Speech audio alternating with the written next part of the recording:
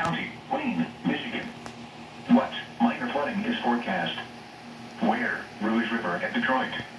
When? Until early tomorrow afternoon. Additional details, at 9:45 p.m. Friday the stage was 14.6 feet.